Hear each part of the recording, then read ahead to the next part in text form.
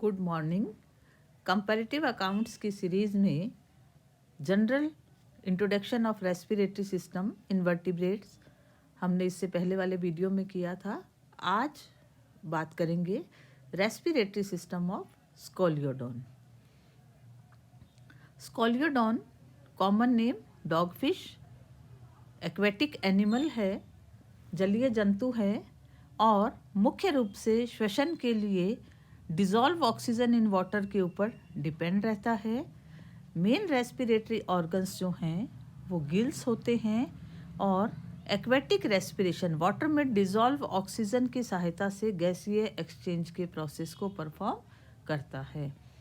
Respiratory tract की बात करें, श्वसन मार्ग जो है उसमें मुख्य रूप से जो अंग शामिल होते हैं उनमें माउथ के साथ जुड़ी हुई बकल कैविटी या मुख गुहा, जो आगे जाकर के फेरिंक्स या ग्रसनी वाले भाग में खुलती है।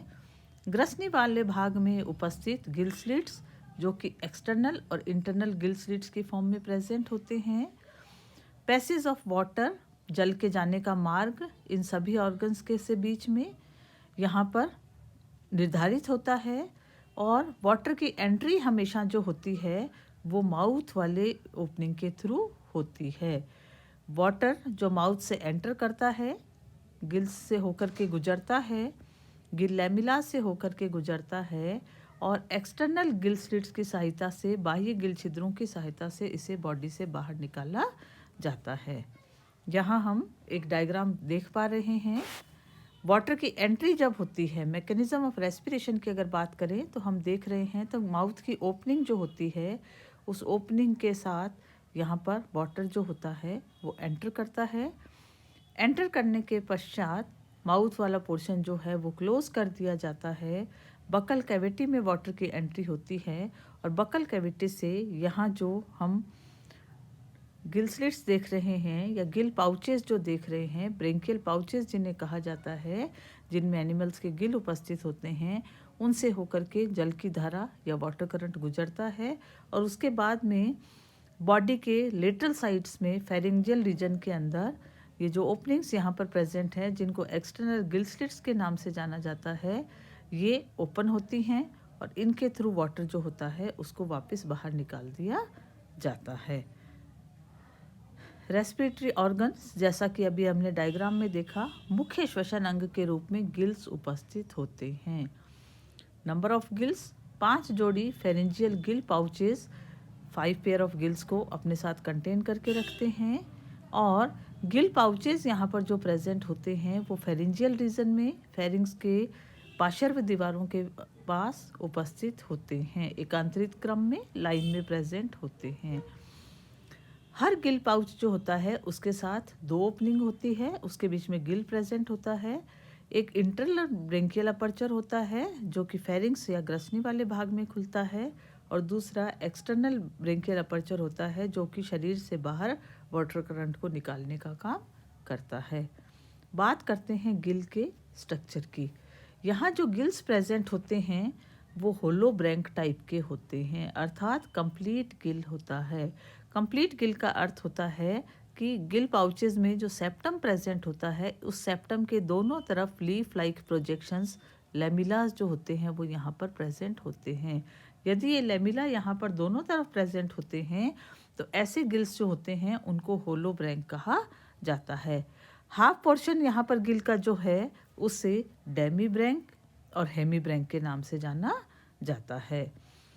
फाइब्रोमस्कुलर गिल सेप्टम सेंटर में प्रेजेंट होता है और म्यूकस मेम्ब्रेन यहाँ पर जो है इस सेप्टम की बीच वाले हिस्से की, उसके साथ 2 सेट्स ऑफ गिल लेमिले यहाँ पर जुड़े होते हैं जो कि फिंगर लाइक या लीफ लाइक प्रोजेक्शंस की फॉर्म में प्रेजेंट होते हैं। Mechanism of respiration in brief अभी हमने डायग्राम के साथ देखा था। वाटर की एंट्री माउथ के थ्रू होती है। माउथ के थ्रू वाटर की एंट्री का जो प्रोसेस होता है उसमें वाटर के साथ dissolve gases, particularly oxygen, body में एंटर करती है। इस प्रक्रिया को इंस्पायरेशन के नाम से जाना जाता है। इंस्पायरेशन का जो प्रोसेस होता है, इसमें बकल कैविटी वाले एरिया का सरफेस एरिया बढ़ाया जाता है। उसके लिए बकल कैविटी का आधार भाग या फ्लोर वाला पोर्शन जो होता है, उसको हाइपोब्रेंकियल मसल्स के द्वारा नीचे की तरफ धकेल दिया जाता है और मस्कुलर एक्टिविटी यहाँ पर जो होती है वो बकल कैविटी के सरफेस एरिया को बढ़ाती है और मैक्सिमम अमाउंट ऑफ वाटर जो होता है वो यहाँ से एंटर करता है। सेकंड कंडीशन के अंदर एक्सपायरेशन का जब प्रोसेस यहाँ पर होता है तो बकल फ्लोर जो होता है वो ऊपर की तरफ उठ जाता है, माउथ को बंद कर दिया जाता है और यहाँ पर इंटरब्रेंकियल मसल्स जो होती हैं उनमें संकुचन होता है। इसके साथ बकल कैविटी माउथ वाली ओपनिंग के बंद होने के साथ ही गिल्स पे से होकर के वाटर करंट जो होता है वो गुजरता है। गिल्स के साथ हाईली वस्कुलराइज गिल्स होते हैं, यानी कि ब्लड वेसल्स के साथ, ब्लड कैपिलरीज के साथ इनका सफिशेंट ब्लड सप्लाई यहाँ पर होती है और ये गैशियस एक्सचेंज जो है वाटर में जो घुली हुई ऑक्सीजन है उसे यहाँ पर डिफ्यूज़न के प्रोसेस के थ्रू एब्जॉर्ब करते हैं और CO2 डिजॉल्व वाटर जो होता है वो एक्सटर्नल गिल ओपनिंग्स के थ्रू बाहर निकाला जाता है। यहाँ पर इनहेलेशन और एक्सहेलेशन के प्रोसेस को हम देख पा रहे हैं। बकल कैविटी में इनहेलेशन के प्रोसेस के थ्रू, इंस्पायरेशन के प्रोसेस के थ्रू बकल कैविटी में एंट्री होती है। एंट्री होने के बाद गिल्स वाला पोर्शन जो होता है उन गिल वाले पोर्शन से होकर के यहाँ पर इसको निकाला जाता है और एक्सहेलेशन का जो प्रोसेस होता है उस प्रोसेस के दौरान यहाँ पर गिल स्लिट्स की ओपनिंग जो होती है ओपन होती है। फर्स्ट स्टेप के अंदर गिल स्लिट्स की ओपनिंग यहाँ पर क्लोज होती है। सेकंड स्टेप के अंदर यहाँ पर बस मस्कुलर एक्टिविटीज़ के कारण, बकल कैविटी के मसल्स के कारण से ये ओपनिंग जो होती है इसे क्लोज कर दिया जाता है। ओरल वाल्व यहाँ पर क्लोज हो जाता है और ओपरकुलम के नीचे जो गिल पाउचेज यहाँ पर प्रेजेंट हैं उनमें से गिल स्लिट्स जो होते हैं वो ओपन होते हैं और ओपन होने के साथ यहाँ से एक्सहेलेशन का प्रोसेस जो होता है वो परफॉर्म किया जाता है।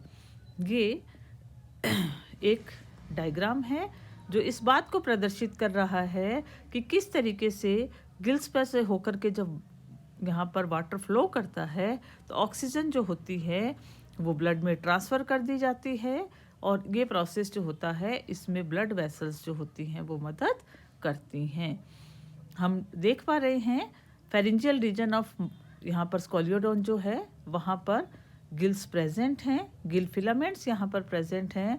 यहाँ पर गिल फिलामेंट से होकर के ब्लड वेसल्स यहाँ पर प्रचुर मात्रा में उपस्थित हैं और यहाँ पर वाटर करंट जब इस प्रोसेस से होकर के गुजरता है तो गिल फिलामेंट्स के ऊपर से जो वाटर यहाँ पर गुजरता है तो ऑक्सीजन रिच ब्लड जो होता है वो यहाँ पर ब्लड वेसल्स में आ जाता है और ऑक्सीजन पुअर ब्लड जो होता है वो वाया वाटर फ्लो, यहाँ पर ब्लू कलर से हम देख पा रहे हैं, वाया वाटर फ्लो जो होता है उसे बॉडी से बाहर निकाल दिया जाता है। तो ये था respiratory system of scoliodon aquatic animal, मछलियों का श्वसन तंत्र। इसमें भी कार्टिलेजनस फिश और बोनी फिशेज में थोड़ा सा बेसिक अंतर होता है। हमें सिलेबस के अकॉर्डिंग तुलनात्मक अध्ययन करना है श्वसन तंत्र का, तो स्कोलियोडॉन का रेस्पिरेटरी सिस्टम हमने इंडिपेंडेंटली यहाँ पर पढ़ा। 5 जोड़ी गिल की उपस्थिति मुख्य श्वसन अंग का कार्य करती है। अगले सेशन में हम पढ़ेंगे एम्फीबियंस एंड रेप्टाइल्स का comparative account of respiratory system. धन्यवाद।